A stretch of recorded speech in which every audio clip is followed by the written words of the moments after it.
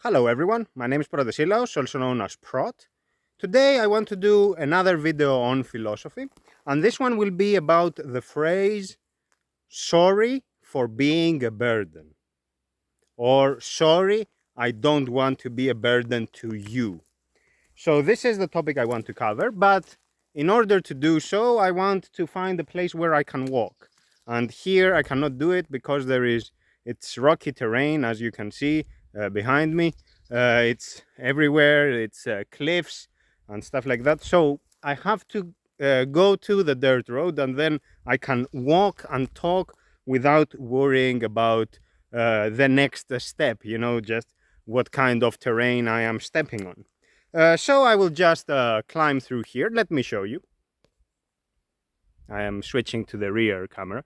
So I want to climb through here. We cannot see the top, but eventually I reach a point over there, and I will keep climbing, and then there is a dirt road, and I will move towards that direction. So switching to my camera now. So let's get started. The topic: sorry for being a burden. This is a phrase that I have uttered many times, and I have acted out of even more times. So even when I didn't say those words, I believed them, and my behavior was conditioned accordingly. Being a burden. What does it mean to be a burden? Basically, there is something in your life that troubles you. You are sad, there is some grief, some uneasiness, some disturbance. Something is there, some imbalance that basically you don't feel nice about. You feel down, you feel demotivated, you feel depleted of energy, bereft of your vitality, as it were. So when you feel that way, you get the sense that you are in this predicament, you are in this situation where things are not good, and you look around you, and everyone, to your mind, to your eyes, everyone seems to be having a good time. They are having a blast. They are all happy. They don't seem to complain about anything. Things are going their way. Whatever they want, they have it. So you juxtapose yourself with what you think is the reality for other people. And in this comparison that you make, you consider yourself to be, sort of figuratively speaking, down there, whereas the others are up here. So you think that if you try to share your woes, if you try to talk about your condition, or anyhow, if you try to mingle with those people, if you try to be around those people, even without telling them about your suffering, you think that just your presence there will bring them down to your level, okay? So you think of yourself as basically an anchor that will drag those people down to your whatever you consider your level, down to your bad level, okay? So you don't want that, because fundamentally you care about people. Just a second, folks, because this is too steep and has gravel, and we have to be careful. So up the first cliff. You care about other people. This sense of you being a burden comes from a good place. You are considerate. You are conscientious. Meaning that you do not think just about yourself. When you are thinking about yourself, you are also factoring in the wellness of other people. So it's not just my well-being and I don't care about the rest of the world. It's everybody. Just a second, just to show you the next cliff here. So I have to climb up there, and there is a cliff to the left of this. We cannot see it from this angle. And then there is another uphill over there, but we keep walking. Switching to my camera. Okay. With these sort of hikes, you have to take it slow, which is a metaphor about many things in life. We have to take it slow, including what I am describing now. But we will get there. So you are considerate, you are conscientious, you are not an egoist in the sense of only caring about your own little world and not giving any kind of value to other people. So this is good. In principle, this is fine, because it shows that you are willing to share. You are willing to recognize the individuality of other people. You are willing to see in other people their humanity. So by having that willingness, by having that outlook, you are predisposed to do something good. You are, let's say, in terms of your default attitude, you are altruistic, okay? But just the default, just the willingness, not necessarily what you are doing, but just the thought. The thought is this one. The thought is this one, that you want to give, you don't want to just take. So this is good. You may say, no, we may say that this is good. And I think that this is genuinely good, this attitude, this idea, this starting point where you say, okay, I am not the only one here. There are others as well. And these others matter as much as I do. Let me show you the view from here, folks. The cliff is in front of me. Switching to the camera. The cliff is here in front of me. And we can see the view here. And of course I am not done climbing. We have to go through there and up there, and then there is another slope, upward slope, and then it's the dirt road. Switching to my camera. Okay. So you are considerate, and that's good. And you are not telling other people, you don't want to be with other people because you don't want to drag them down. You don't want to be the anchor that brings them down to this level that you do not like, this level that is not good. And this is where the problem starts. This is where the mistake is, because in wanting to help others, you are giving them too much value. And in recognizing your condition, which is not a condition that you like, you are underappreciating yourself too much. So you are not recognizing exactly how things stand. You put the others further up and you push yourself further down. So both of those are wrong. Both of those approaches are mistaken. Just a second, because here is a narrow strip of land. Just walking through here, okay?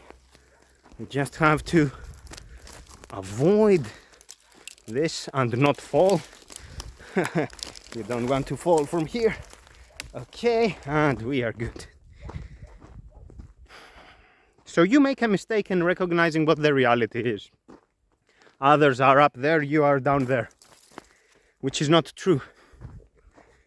The problem when you have this attitude is that you are too centered on yourself, which is normal, of course.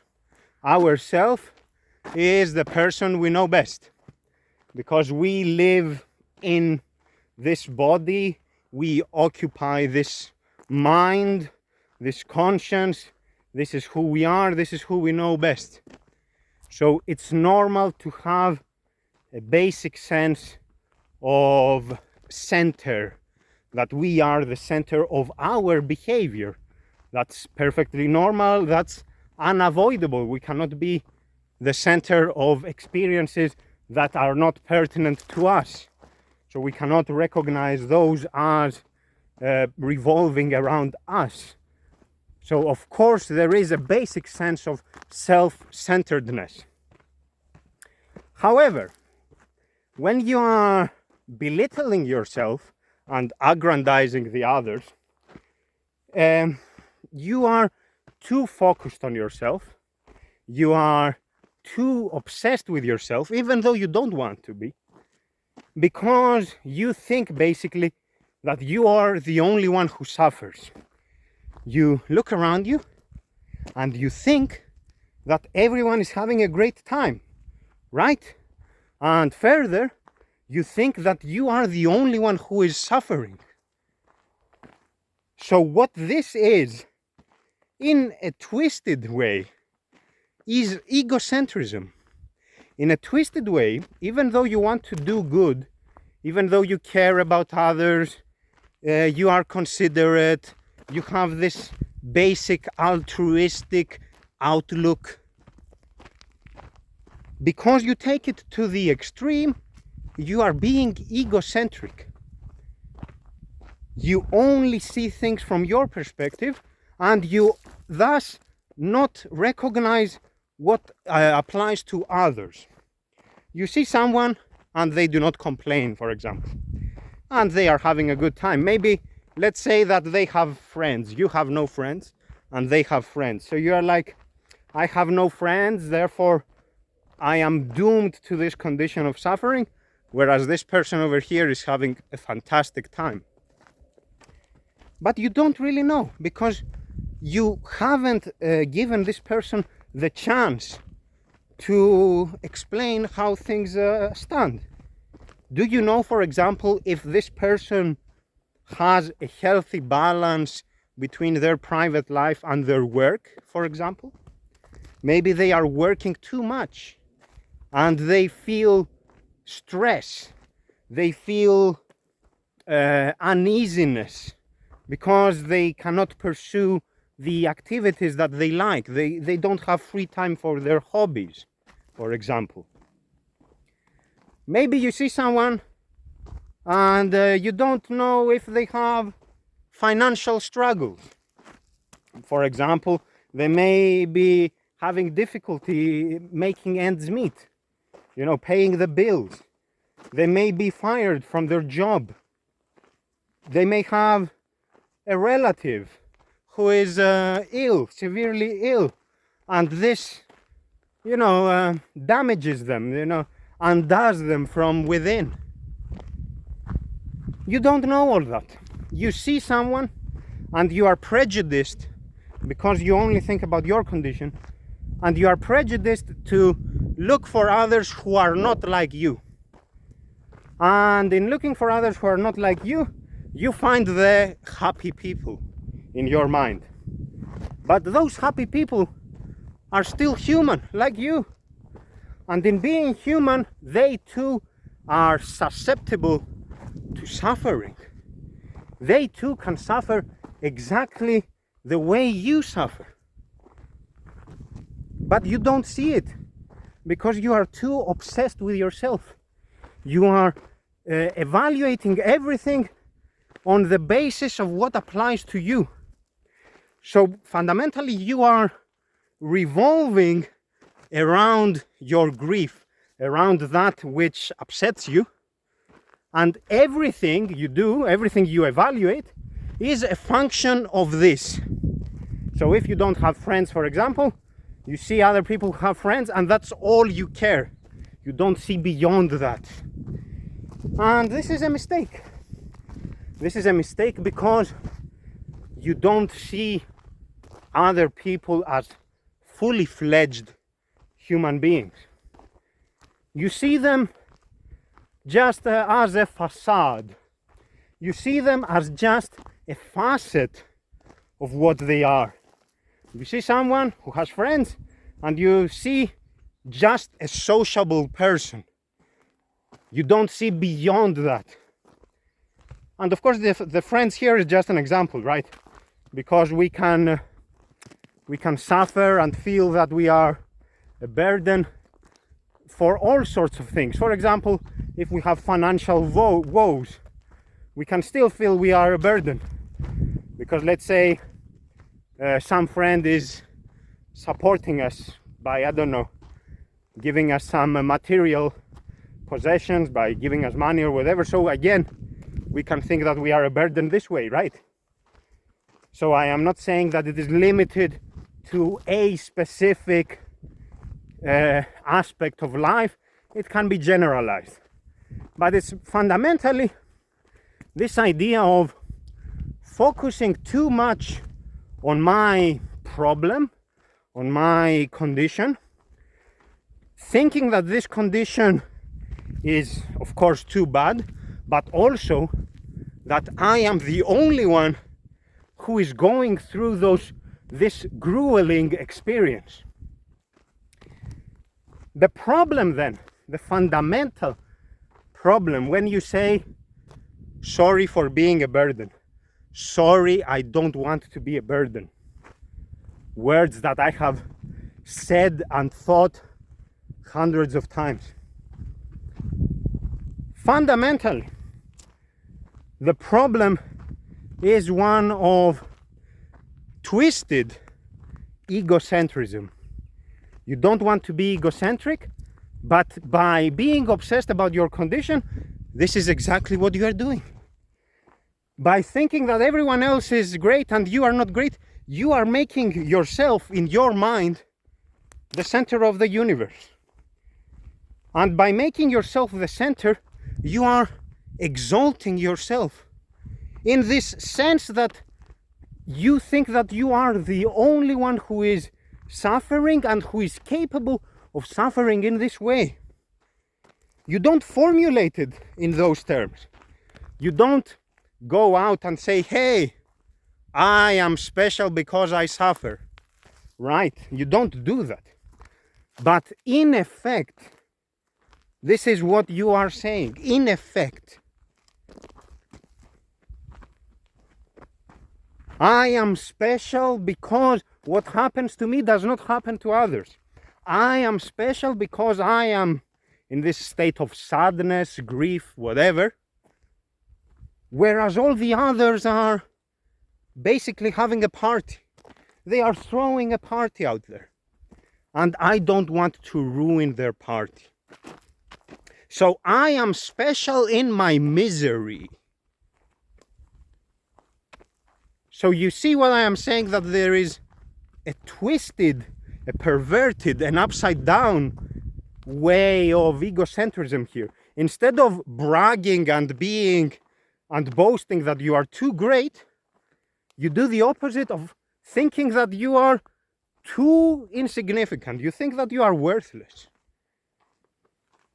When you say sorry for being a burden, fundamentally, basically, what you think is that you are rubbish, you are trash, you are toxic waste, you are a defiler, a polluter, and you think that wherever I go, I will worsen that place. So those people are having a party. If I join their party, I am basically ruining their party. Okay? So I don't want to ruin their party. So you have belittled yourself to the extreme. You have brought yourself down to nothing. And this is not true. This is not exactly the case. This is not consistent with your actuality. Because, as I said, it comes from a position of caring. You care about other people, but you don't have a balance. You are not actually toxic. You are not actually the kind of person that bullies everyone. You are not the kind of person that is aggressive to anyone. You are not the kind of person that actually causes harm. Okay? Instead, you start from a good place, from a place of caring, from a place of being considerate, and you take it to the extreme of being humble and of your humility. And that extreme is also bad for you. And by extension, it is bad for others. Why is it bad for you? It is bad for you because by not wanting to be a burden, you gradually isolate yourself. You don't want to join their party, therefore you don't. And in not joining anybody's party, you are left alone. And when you are left alone, that reinforces the notion you have that you are worthless, so that makes things worse, okay? So that creates a vicious cycle where you feel you are bad, you disconnect from others. In disconnecting from others, this makes you feel bad, and the cycle repeats itself. It invigorates itself. Just a second, the sun is directly behind me. Maybe this... No. Okay, sorry folks, you have to bear with me. It's not the greatest angle, but what can I do? At least you are listening to me, so that's good. So you harm yourself in this way by creating this vicious cycle. But also you are harming others unwittingly. It's not like you want it or anything, but you are harming others by depriving them of your company, of your friendship or love or whatever. Because if they cannot have you, they are losing someone that they liked, that they could be with. Maybe that's friends or family or whatever. It doesn't matter, but generally speaking, you are removing yourself from their company. So they lose someone. And that's not nice. I'm not saying that everyone is losing the same, but different people suffer loss differently, but it exists, it is there. So you are doing it even though you don't want to do it. Being a burden. When you say, I don't want to be a burden, therefore I will not join whatever it is you are doing, I will not partake in those experiences that you are that you are participating in, I would not participate in them so as not to ruin them, and therefore I will stay away. This means that the burden has a transmission mechanism, right? Because you think that you can somehow give that burden to others. So what is this transmission mechanism? It is communication. When you say sorry for being a burden, and when you act on that by withdrawing yourself from the company of others, you are effectively cutting communication. You are effectively terminating that communication channel. You are putting an end to that activity, to that medium that existed between you and that other person. Communication, however, is something that we cannot live without. We are humans. We are human beings. Part of our humanity is this communicative nature that we have, communicative nature that we have. It is part of being social. We cannot opt out of our sociability. We cannot opt out of our humanity while being human. We need to communicate. We need to socialize. We need to be with others. We have to find the others. Those others may be friends, maybe family, maybe people who have shared interests with us, maybe neighbors, I don't know. but they exist. There exists someone in this world that can be with you, or that can share interests with you. You are not absolutely alone. So we have to find the others and keep the communication channels open. We cannot do otherwise. Our condition as human imposes as much. Our condition, our humanity, requires that we communicate. Even when we are by ourselves, we have an internal dialogue. Such is the need for communication that we speak to ourselves even without speaking. That we have this discussion going on in our mind. You know exactly what I'm talking about, right? Such is the need for communication. It is built in. It is inextricably a part of us. We cannot remove it. We cannot be human without it. To communicate is not a problem then. We are human. We communicate. There is nothing wrong with that. It's okay. It's perfectly fine. No need to overthink it. No need to say that if I talk to you, this means that I am passing to you my negativity and thus I am ruining your world. This is an extreme view. This is an extreme view. It is not true. If you talk to someone, you just talk to someone. To actually make them miserable, you have to bully them. You have to try to harm them. But that's different. That's no longer communication. That's an attack. Now I am talking about basic communication. You cannot withdraw yourself from it. You are always human. So the transmission mechanism cannot be undone. The transmission mechanism is part of who we are. Communication. So this is something that we have to understand.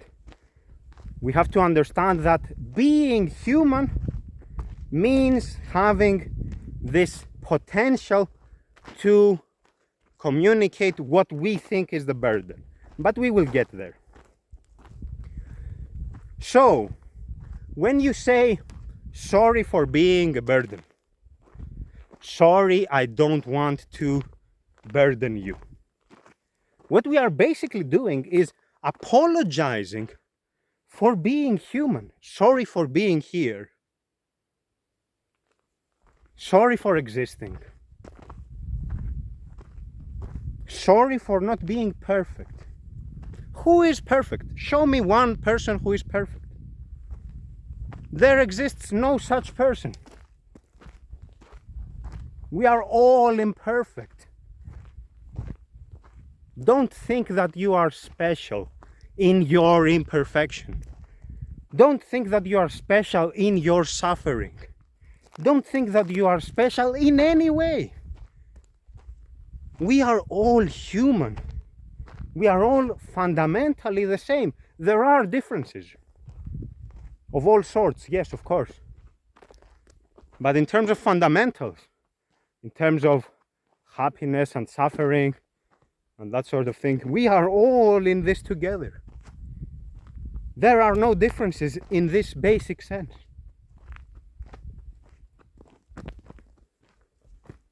So what's the point of apologizing for existing? What's the point of apologizing for not doing anything wrong? Why should I say sorry for living? Why should I say sorry for being human just for that fact? It's wrong. It's simply wrong. So we don't want to apologize for that. We don't want to be apologetic the whole time. It makes no sense. We want to apologize for mistakes. We want to apologize for actual bad attitudes and misdeeds. but not for the fact that we are alive, not for the fact that we are human. Now, let's consider the concept of burden. We said that it is part of communication, that we are transmitting it through communication. Transmitting what exactly? What exactly is the burden? If, for example, I have financial struggles and I tell someone about it, does my debt or whatever, my pending bills or whatever, get transferred to that other person? Does that other person now have to pay the bills? No. So what exactly is it that I transmitted? You may say, I am transmitting my negativity, whereas I should be cheerful, I should be positive. Who says the should part? Who defines this? I should be positive. So are you saying that in life nothing bad happens? Are we supposed to pretend that life is all sunshine and rainbows and unicorns? Again, do you want to say that you are special? Do you want to say that I specifically will be pretending that everything is good? Because of some misplaced, again, sense of importance in myself? So what exactly is the burden? The other person can hear something negative, yes. You can ask them if you want. You can say, hey, I am struggling financially. Can I talk to you about it? Are you okay with it? And most of the time, people will be okay with it. And if you tell them about it, they will understand you better. Instead of transmitting your negativity, you are inviting positivity. Because you let go of that pretentious attitude that you have. You let go of this persona, of this facade of toughness. You forget about that. You forget about that should part. I should be positive. I should this. I should that. You let go of that. And you allow the person to come into your world because you are honest about it. So that person can understand what you are going through. Because if you are suffering and you don't talk about it, and you are placing barriers between you and the other people, the others will start thinking that you are crazy, basically. Because your behavior will not be reasonable, it will be inexplicable. So others will try to keep a distance just to be safe. But by being honest, by letting go of that facade of toughness, you remove those barriers. So others can finally share what they can with you. They can bring their perspective to the matter. When we talk with people, we get their point of view. Because if we are just by ourselves, we can easily get trapped in a loop of thinking and overthinking the same thing over and over and over. Whereas when we talk with someone, they will see things differently and they will point out something which is obvious, but which we missed because we were in this loop. So by doing that, they are helping us. Just by changing our perspective, they have already helped us. They have helped us escape from that loop of overthought. We are also helping ourselves escape from that loop by acting. Because thinking just leads to more thinking. But we live in a world that is a world of action.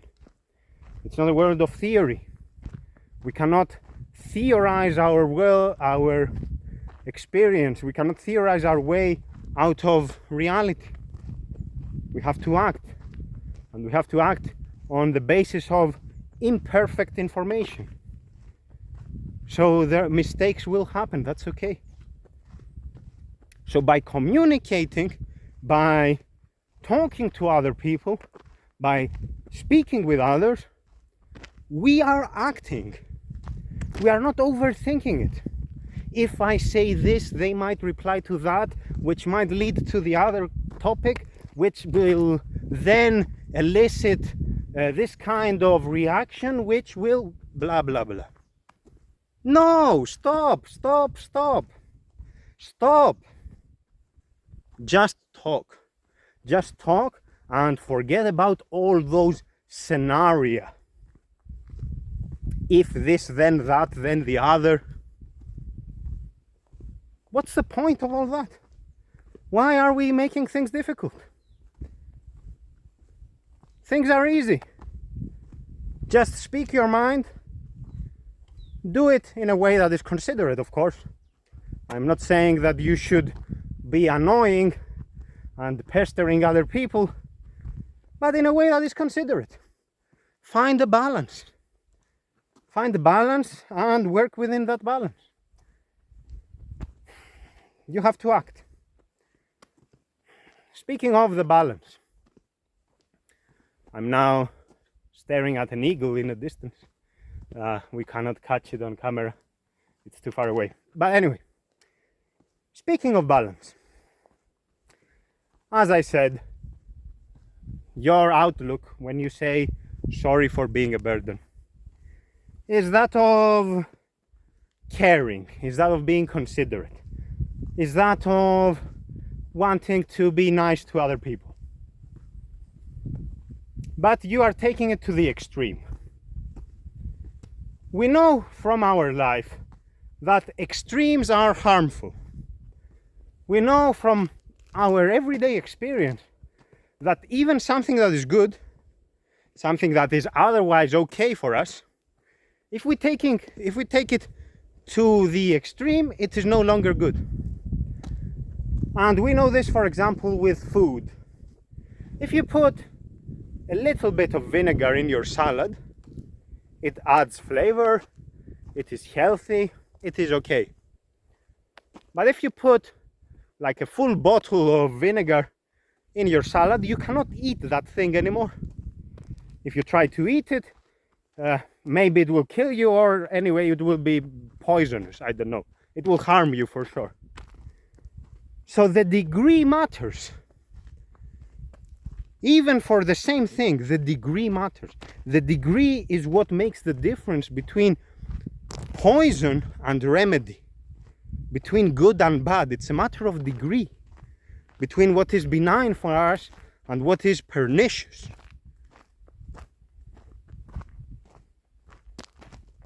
So we don't want to have altruism to the extreme.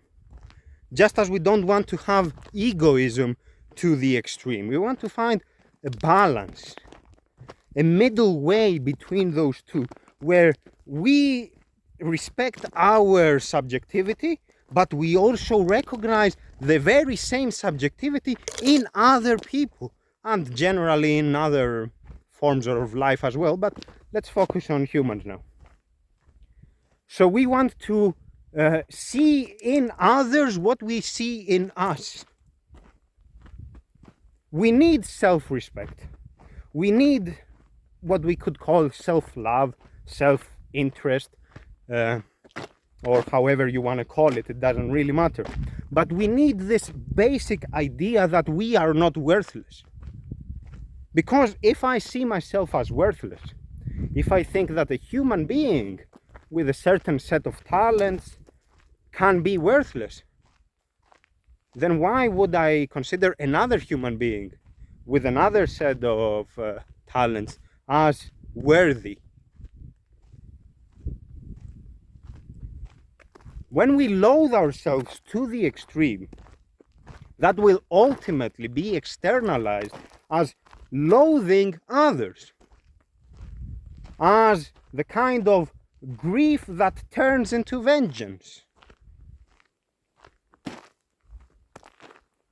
We don't want that, of course. But my point here is the degree. You have to be careful with the degree. You have to understand that nothing is good absolutely. Like, I care for others, therefore I belittle myself, and thus I am good. No, you are not good. You are not good at all. There is one person that you are harming, you. You are harming yourself, and that's a start. If you harm yourself too much, maybe you can harm others as well, because now you are an expert. We want to be good to everyone, and this includes ourselves. We want to be considerate towards others, and this has to start from within. We also have to be considerate about our own wellness, our own well-being. It's not just, I do everything for the others. So what, you don't have a self? You have to do something for you as well. And of course, again, it's the balance. Something for you, something for the others. You have to be in a good state yourself in order to help others. If I see someone drowning, can I help them if I myself am drowning as well? I cannot. I have to be in a good state myself in order to actually help the person who is drowning, in order to actually dredge them up, to pull them out of the water. I can do it when I am in a good state. Then yes, I can help. Then yes, I can be altruistic. But I cannot help if I myself am in a state of disorder, in a state of uneasiness. To like yourself, to love yourself, to be interested in yourself is not bad. It's not the same as being maniacal about yourself. It's not the same as being, let me walk up this hill. No, actually, let me not do it because maybe there is wind and that affects the audio input. So it's not the same thing to have this basic sense of self, of self-care, of self-love. It's not the same as being obsessed, as being someone who only wants to be the center of everything and doesn't care at all about the rest of the world. That is indeed extreme. That is indeed bad. But that's one extreme. The other extreme is to deny yourself. To deny yourself, to loathe yourself, to hate yourself, and to think that you are doing good. Because when you think that way, you are basically finding pleasure, if you think about it. You are finding pleasure in your misfortune. You are like, oh, I am hating myself so much, but I love others. That's why I don't want to be a burden. And you find satisfaction in this because you rationalize it as me being basically a saint, as me just caring about the world and not about me. But that's not what sanctity is about. You are just rationalizing your self-hatred as a good. But who said that hating yourself is good? Who says this? Nobody says this. It's just something that you have come up with. Communication. Communication is key to everything. It is part of our humanity. We want to be human. We want to realize our potential. We want to find a balance in our life. A balance that is virtuous. A balance that does not disturb us, that does not make us hate others or hate ourselves. A balance where we are okay, where we are relaxed about it, where we don't overthink, Because overthinking puts our mind in a state where it creates monsters, in a state where it renders our imagination in front of us as if it were actual. So what we think when we say, for example, I am worthless, this is your imagination speaking, because it aggrandizes something that you have, it makes it super big. So when you say I am worthless, you are withdrawing from society. You are not speaking to other people. You are turning down their invitations. You don't pick up the phone, etc. So when you do that, you are actually becoming worse off. So your imagination becomes real. It becomes a self-fulfilling prophecy. You think that you are bad, and you are acting out of that thought, out of that imaginary view of the world, and this actually contributes to your reality. So yes, actually you are worse off. Actually you are working towards that eventuality. This is the end of the road, so I will go back. So actually you are working towards that end. You don't want to do that. You don't want to put your mind to overdrive, to overthinking mode. You want to act. You want to act, and you do it by acknowledging our imperfect nature as human. We are all in this together. We are all imperfect. There is no need whatsoever to pretend that you are perfect. I need to make myself perfect in order to have friends. Nonsense. Nonsense. You won't achieve anything because you cannot be perfect anyway. And what makes you think that other people are perfect and thus have whatever it is you think they have? Nobody is perfect. Everybody is imperfect, and it is exactly these imperfections that make us want to be with others, because we recognize our feebleness. We recognize that we are not perfect, and thus we need others to help us cope with the challenges. Our nature tells us this.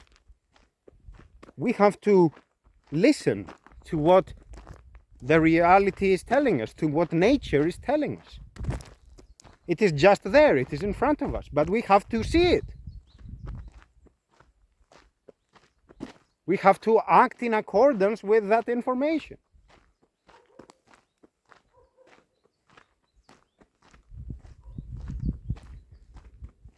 To be a burden. It is something I said many times. I don't want to be a burden. And exactly because I had this misplaced sense of prioritizing the wellness of others at my own expense.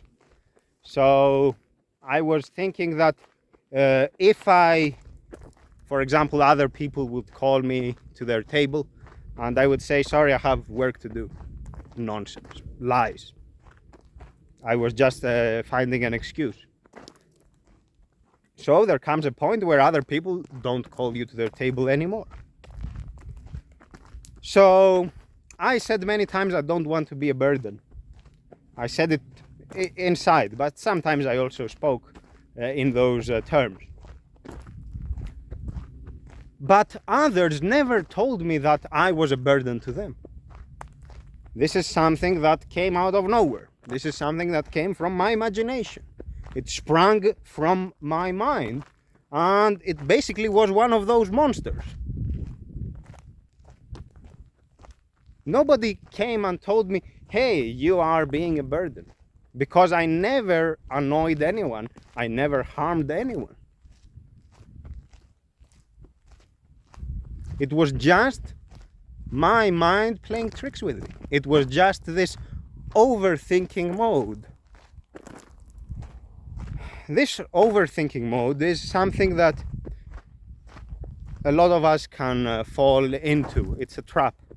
And a lot of us can fall into this trap when things happen to us and we become introspective beyond the normal. We become too introspective. We have to recognize when we are in this overthinking mode, and we have to try to act. We have to try to break that loop by acting. I'm not saying that it is easy. I'm not saying that, oh, just do it and don't worry. I'm not saying that it is easy, but we have to start with small steps. Try to send a message to someone, or try to speak to someone. I don't know who that someone is. Maybe it's your family, maybe it's a classmate of yours, maybe it's the local priest. I don't know. It doesn't matter. You may say, but I am not religious. I didn't say that you need to be religious. Just find someone and talk. If it's the priest, so be it. What's the problem? You are still talking to a human. And speak with them in earnest. Communicate with them in earnest. Tell them what your problem is. You don't have to tell the whole truth.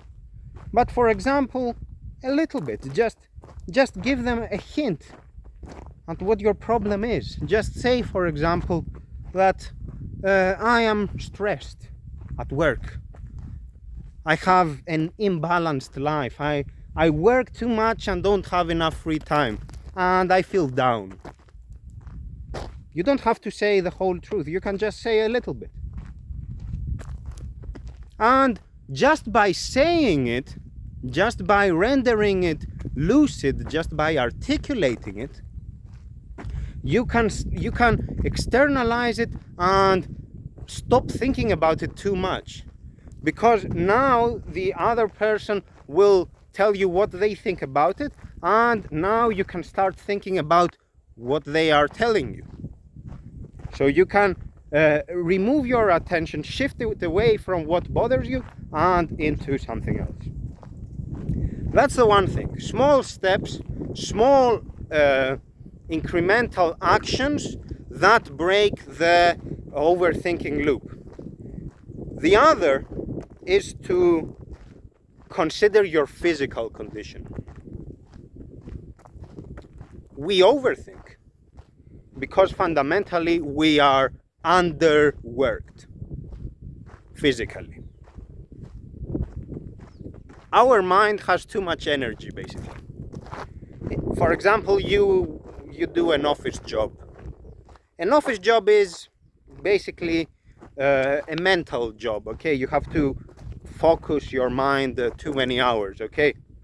But you are not actually digging ditches, running, carrying heavy burdens or whatever, right?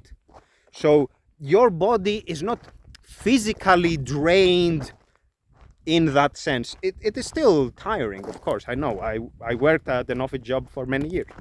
It is still physically tiring, but it's not in that way. It is more of a mental thing. But because your body has actually energy reserves left, it leaves them over there. It leaves those reserves idle, and your mind will use those reserves to make something up. And this something will be your imagination, and it will put you into overthinking mode. Basically, it drives you crazy. Let's put it simply. It pushes you towards insanity. So you have to be mindful of your physical condition as well. So you have to try to expend that energy and generally regulate your intake of energy. So your food, if you eat too much sugar, for example, it puts you in a state where you are very alert. If you drink too much coffee, you get what I'm saying. So you want to be more mindful of this aspect of your experience so that you do not overthink this way. You don't have all that energy left for overthinking. So you don't want to overthink by having all that energy, and you also want to act. You also want to act so that you break that loop of overthought. And you have to show some basic respect for yourself. You have to recognize that you have worth as well. You are not the only one who suffers in this world. If you see yourself suffering, you are not the only one. There are others who suffer as well. Sorry. And we suffer silently. We may be desperate, but we are silent. It doesn't mean that we are happy the whole time. So try to avoid that bias. Try to avoid that sense that I am special because I am the one who has to carry this burden of suffering and everyone else is throwing a party. Forget about this. Forget about all that and just accept that you are human and accept that you are normal. We are all normal. There are no extraordinary humans. There are no humans who are in their humanity different than the rest of us. Insofar as our humanity goes, we are the same. Accept this. Accept this fact. Say it to yourself, admit to yourself, I am normal. I am not special. I am not extraordinary.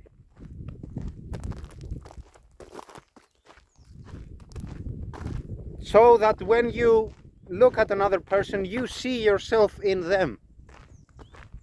And by respecting yourself, you can then be compassionate. You can then respect the other person. If you hate yourself, even if you do it because you think you care about others, ultimately you will not be caring about anyone. Ultimately, you become the problem. Even though you are not the burden, you eventually become toxic. You eventually reach a point of ultimate negativity. And all that because you go to extremes. Find the middle way. Find this virtuous midpoint between the extremes and try to operate within it, within the boundaries of that midpoint. Don't apologize. Don't be apologetic. Oh, I am sorry. Sorry for existing. There is nothing to be sorry about. Only apologize when you make a mistake and be honest about it. Yes, I made a mistake. That's okay. To make mistakes is human. And I made a mistake, and yes, I will apologize. But if you have made no mistake, you should not apologize. You should not apologize frivolously. Because that loses its significance. Then it's just empty words. You are not saying anything. So be honest about the fact that you have a selfhood. Be honest about the fact that you are not the only human around. Be honest about the fact that your humanity is a shared attribute in this world, that others have humanity as well. And be honest about your imperfections. Be honest about not being unbreakable.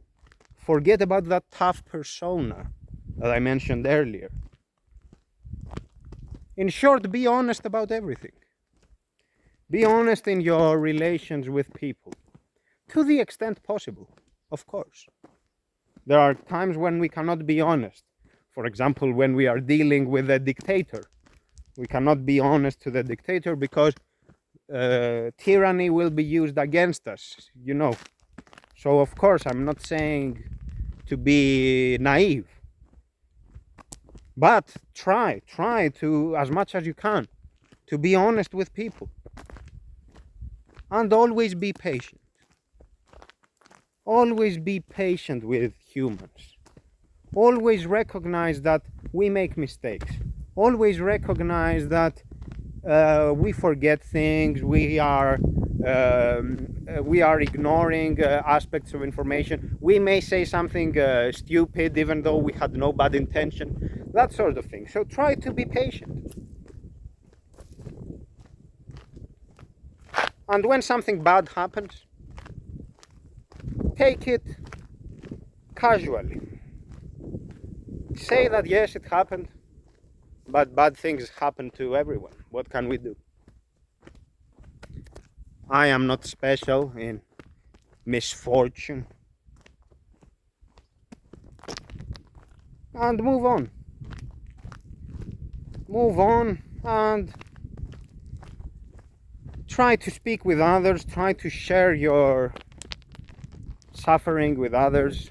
And when you are in the habit of sharing, you are not only sharing negativity, you are also sharing in the good moments. So in life we have both. So don't think of it like everything is bad and it's the end of the world. But be in that attitude, be in that habit of talking with people. Talk to those around you or talk to people online, I don't know. But don't withdraw from society. Don't withdraw from your humanity.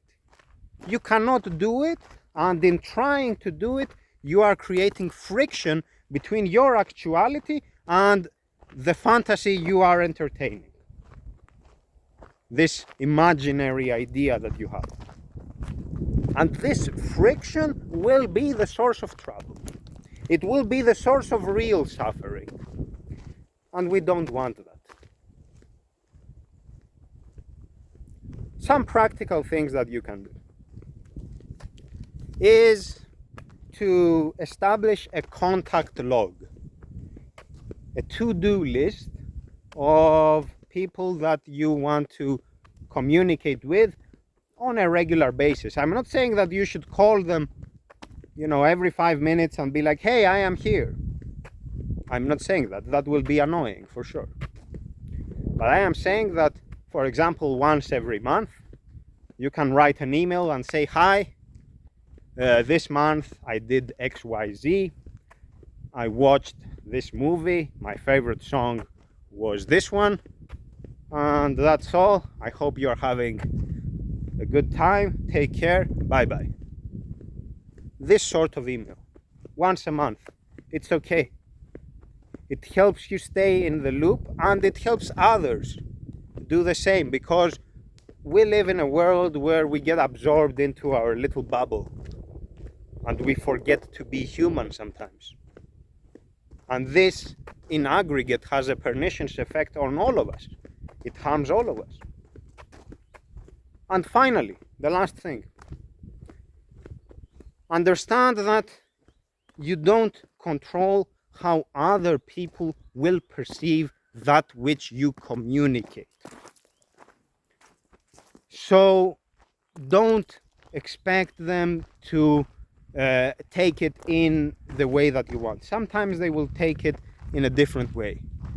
And when that happens, you have to show understanding. You have to recognize that exactly they are human, they are imperfect, so you don't have to judge them. For example, very simple example. Let's say that I want to have some tea, but now I am recording this video.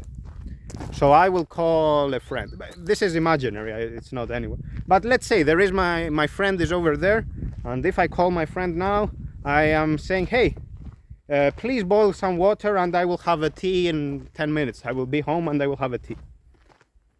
Imaginary, okay. Hypothetical scenario. So I am doing this with good intentions. I am asking, please, it's just some water. Okay, nothing special. But I do not control this other person.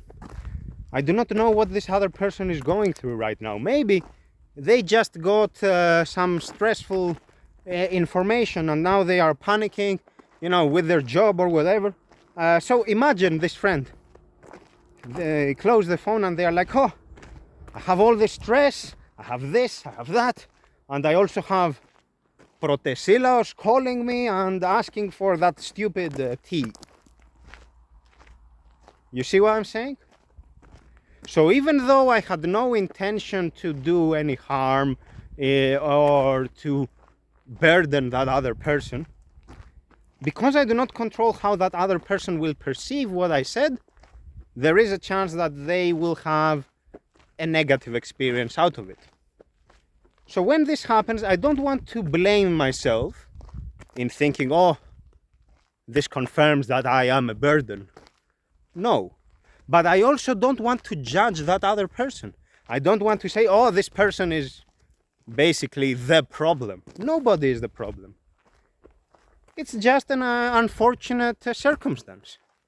We have to sit and we have to be honest about it, and we have to talk our way out of it. Reasonably, that's okay. No worries.